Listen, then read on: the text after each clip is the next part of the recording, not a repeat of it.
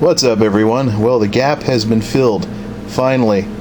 And now that I got the PS3, I've been doing some rearranging, reorganization, and rewiring of the whole setup with all the consoles, to figure out how I'm going to make things work and whether or not I want to start making room for a Wii U now for whenever I finally get a Wii U. I'm not planning on getting a Wii U. Of course, the computer's looking as good as ever. I'm not planning on getting a Wii U right when it comes out because it'll probably be really expensive. Maybe after a price drop or two. Or, no, maybe I'll wait until a couple of games are out for it, like a couple of Mario and Zelda games and things like that. Because as we all remember, one of the big problems with the launch lineups for the last generation of consoles is that there wasn't one. You basically played like one or two games tops if you bought one of the new systems. So if you got a Wii, you basically played Zelda 24/7 and Wii Sports whenever you got bored with Zelda. There wasn't even a Mario game of any sort out when the Wii U came out, or when the regular Wii came out. Anyways, unfortunately, one of the nastiest surprises has been with this little GameCube right here.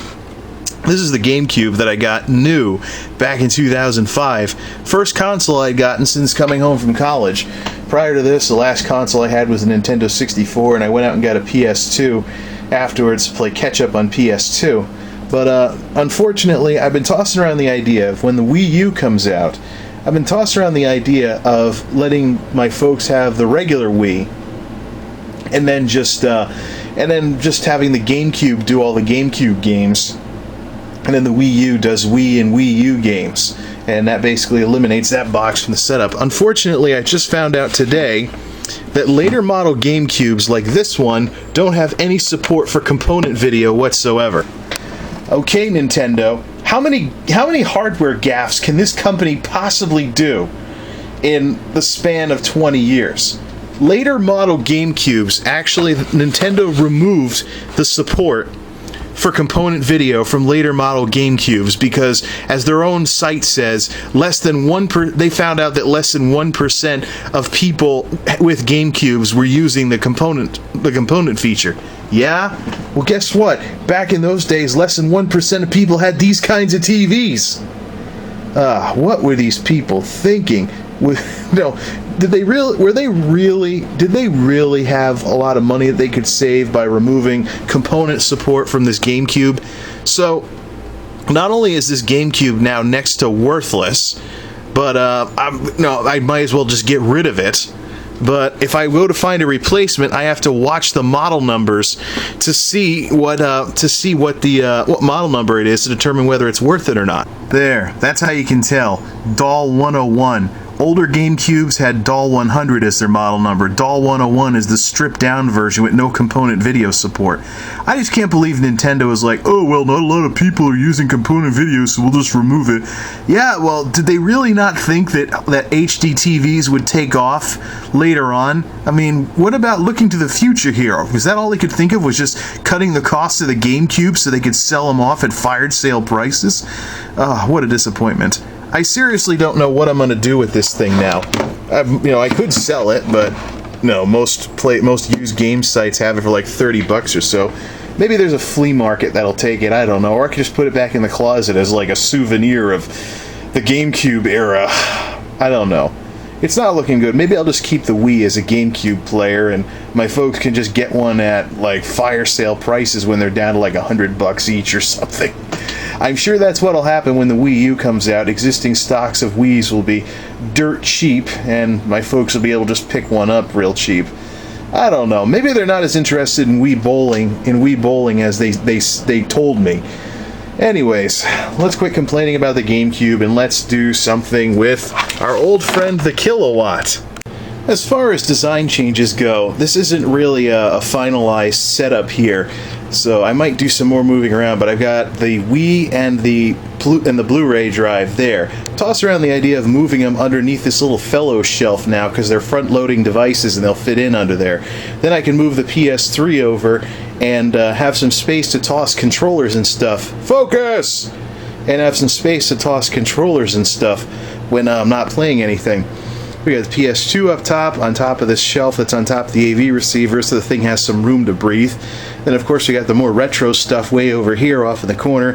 Nintendo 64 and Retro Duo. I brought back the Allsop stand that I was originally using for the Pace Tahoe, so I could get this GameStop 4-way switch out from underneath this Fellows drawer, because it was a bit of a tight squeeze to change sources when we had that going on. And so all the component systems basically go through here, while all the composite and S-Video systems go straight to the TV. Interesting to say the least. But the biggest change is that I've brought back the power strip that I was originally using to hard switch the Pace Tahoe DVR. So I can actually shut it off and not have the thing. Basically, I kilowatted the DVR back when I still had it, and it was basically like a 40-watt incandescent light bulb that I couldn't ever shut off. Because a lot of those set-tops keep landing in the news for their horrendous power inefficiencies. So a lot of the units, when you shut them off, all you really do is just turn off the lights on the front. The device actually keeps running full blast, even when it's supposedly powered down, which is an embarrassment because every other type of computery device out there has some kind of power save mode. But I figured, so what this allows me to do is, when there's situations where I'm just PC gaming for a long time, like maybe when Guild Wars 2 comes out next month, I can just hit the switch and kill the power to all the consoles at once, and just leave them shut off for extended periods of time, and then just switch them all back on. Also, one other thing too is whenever I do play some stuff, I actually take the console out of here and bring it over to piano in the AV station and hook it up via its old composite cable, because that's the only cable input that that the video capture card in that thing supports, which is convenient because I can have everything hooked up to its advanced connectors over here and leave some basic composite cables over there to plug everything in with. One of the biggest holdups to play some stuff is that it's a hassle to go behind all this stuff and unplug and replug everything. So what this does is this eliminates one of the steps in which I'm hassled, because getting at the power cord is only going to be a hassle when I'm going to plug it back in. So I can just unplug it from the back, pull the plug off the top here when I'm bringing everything over to record, and then when I bring it back over, then I'll actually have to go in behind to plug everything back in, or something like that. I gotta figure out a system for that, or just keep some extra cords handy. I could probably figure out a way to do that, but that's another project for another day. So let's grab the kilowatt, since we've just rearranged everything. Let's grab the kilowatt and see what kind of operating power consumption that we're dealing with when it comes to all these consoles. See if any of them are power hogs, or any of them, especially the PS3, resemble set-tops and how much power they draw. Now, since the last time we kilowatted anything, I've replaced the gigantic orange extension cord with a much more manageable, 6-foot tan cord, so it shouldn't be so spaghetti-ish as the last time we messed around with this stuff. Okay, this is the setup we'll be using. Unfortunately, the kilowatt isn't the most stable device out there with its rounded top and bottom, so it doesn't exactly stand up all that well. But I brought over the work light, so hopefully the screen will be readable. Right now it's displaying 0 watts. I got the PS3 plugged in, so that's good. The PS3 ramps itself all the way down to nothing when it's switched off. I'm going to try some things with the PS3 though. Of course, we got everything ready to go on the screen over there, and the AV receiver is set to the aptly named PS3 source. We're going to set everything up, and we're just going to fire this thing up. And with these more complicated consoles, I want to see if there's any power difference between, say, disc games and downloaded games. And with the PS3, I want to also see the difference between a PS3 game and upscaling a PS1 game. I don't think there'll be much of a difference, but let's see what happens here. 11, 31, 53, 58, 63, 70. Been doing some fiddling with this, and I think the max I've gotten it up to is about 80 watts or so, which puts it about on par with an incandescent bulb. Let's fire up Gran Turismo 5 here for our demo and get the demo going here. Okay, the GT5 demo is running, which is good. I want 3D content on the screen because that traditionally uses the most resources on these systems. And instead of playing video. That's why I didn't do the opening sequence of this game, because the opening sequence is basically video. What do we got for power consumption? Close to 80 watts while the system's running full blast. Let's compare it to Beyond Good and Evil HD. Alright, Beyond Good and Evil HD is going here. Now, as far as the graphics of this game goes, some of the models have been redone.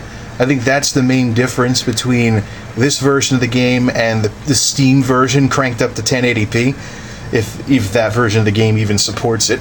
But I think this is definitely the version of the game to get if you have a PS3, otherwise just go with the one on Steam, I'm guessing. But anyways, downloaded game, drive's not in use. And the graphics aren't on par with the PS3 game because it's basically a somewhat improved PS2 game, and the wattage is basically reflecting that.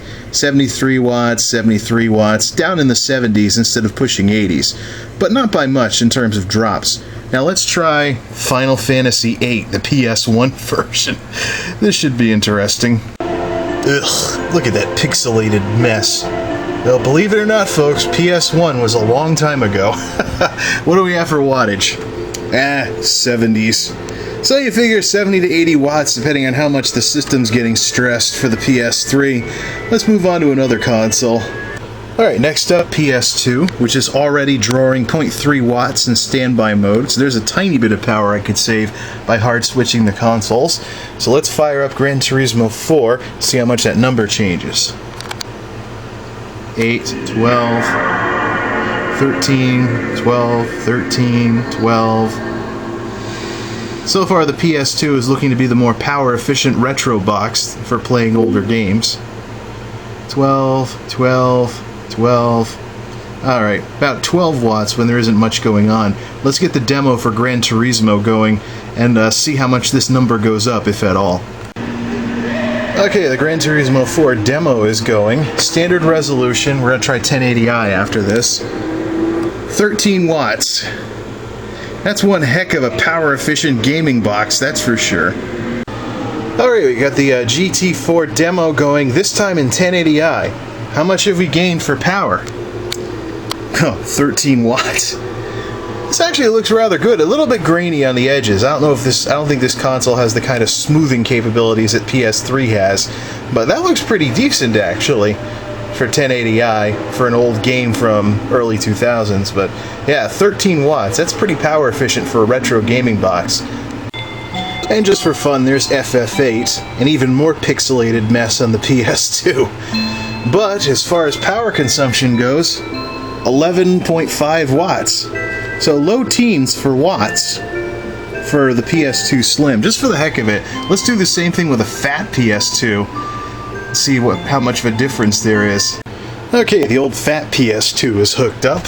Blast from the past. Some folks I went to college with had these things. 2.5 watts standby power draw. So already notably less power efficient than its slimmer successor here. So everything's ready to go, so let's fire up some GT4. Same game as last time. We'll test it the same way too. Normal resolution and 1080i. Almost to 30 watts this time, so already higher than the other PS2. And you get to listen to... Disc read... Oh, almost a disc read error. This thing's been sitting around too long. Still 20-something. Alright, let's get the GT4 demo going.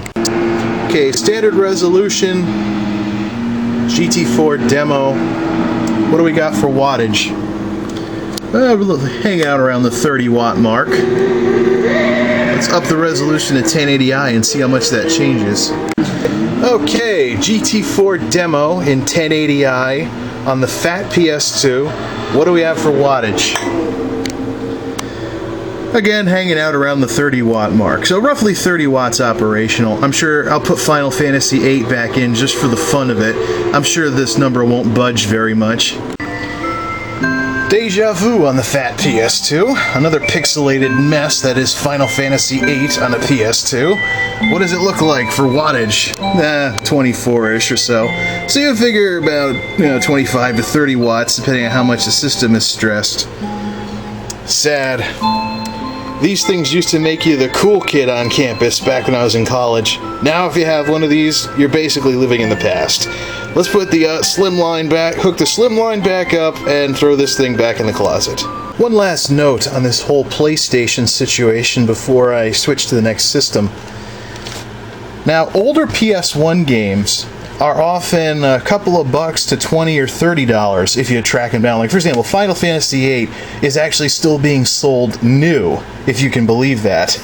And you can actually still get this game new for PS1, and then just track down some PS1 memory cards to plug into your PS2. But this whole power consumption thing is really interesting because, games on the PlayStation Network, old PS1 games on the PlayStation Network, are like $10 or so. So you pay a higher upfront cost to hunt down a physical copy of an old PlayStation game.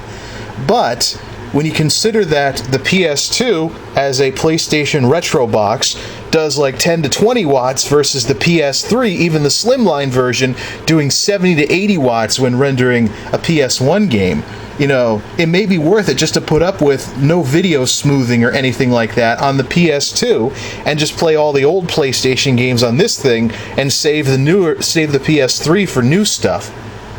I'll have to crunch some numbers on that to see how things work out in terms of higher upfront costs to finding a physical PS1 game versus the power consumption difference playing on a PS3 over the PlayStation Network instead of an old PS2 or something.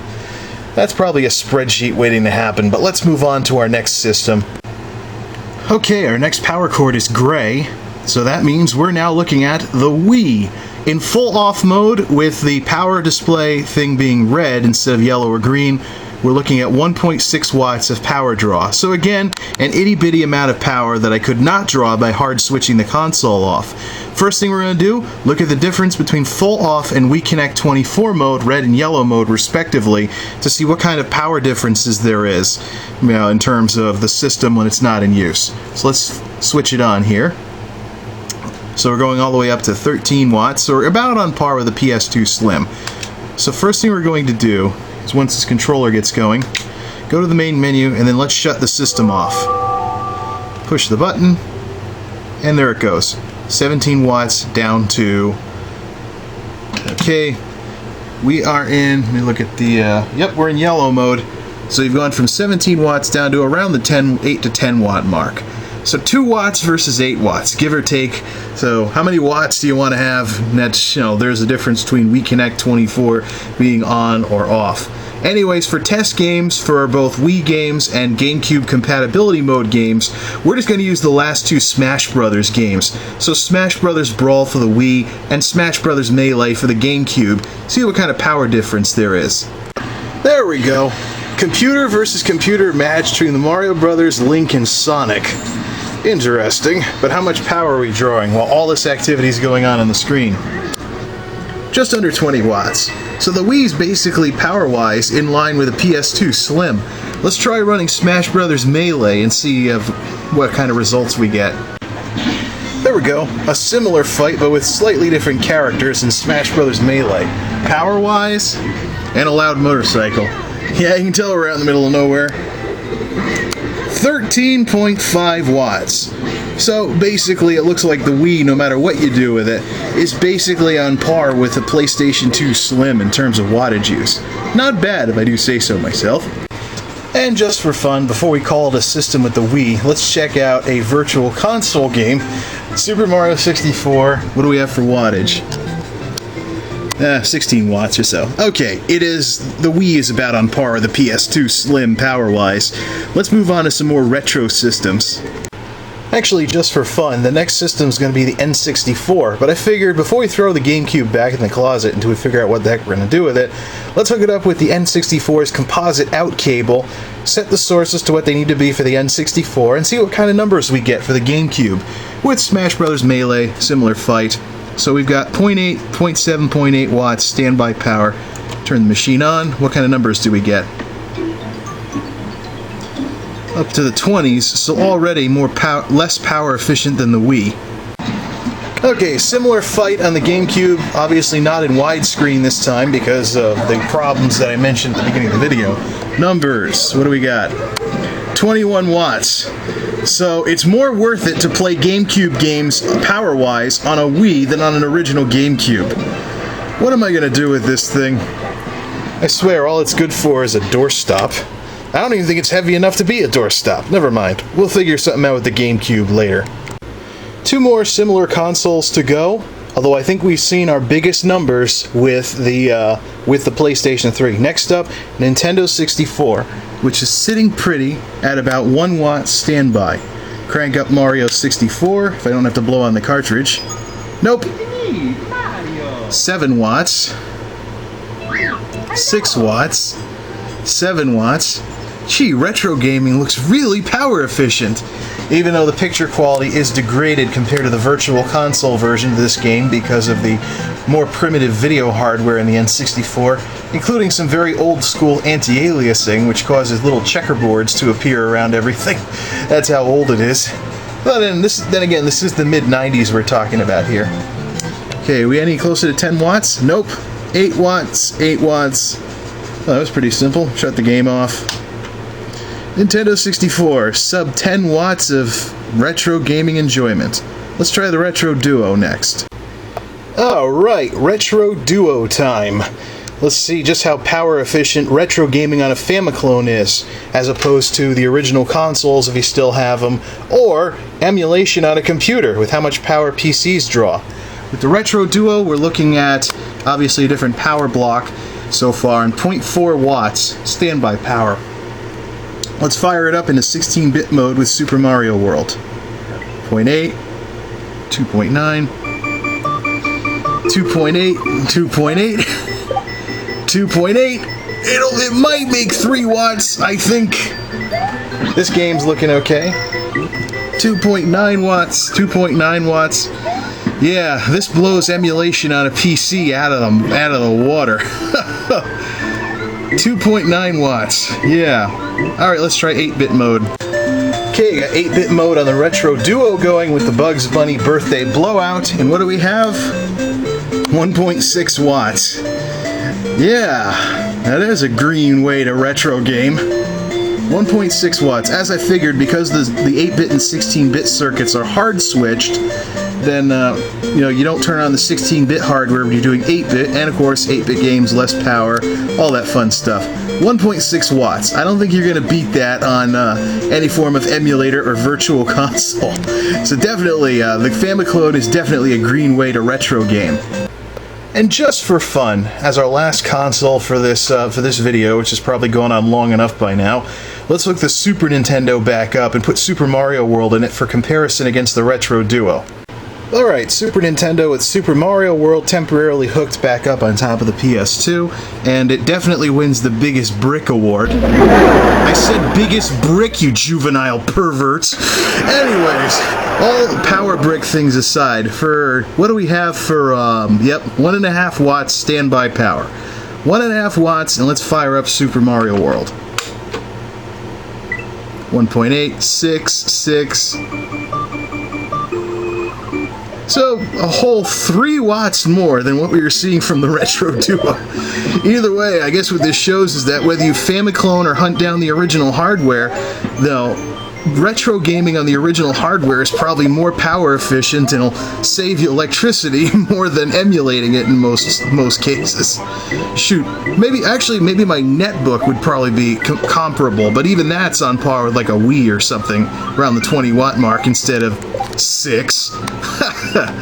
So that's something to consider. Alright, that's enough fiddling around with consoles for now. Till next time, this is Multimedia J signing off. Thanks for stopping by. And power off. There we go. That takes care of those dust bunnies that just made all the kilowatt footage look really ugly. I really should quit doing things backwards and start cleaning before I start running the camera. Anywho.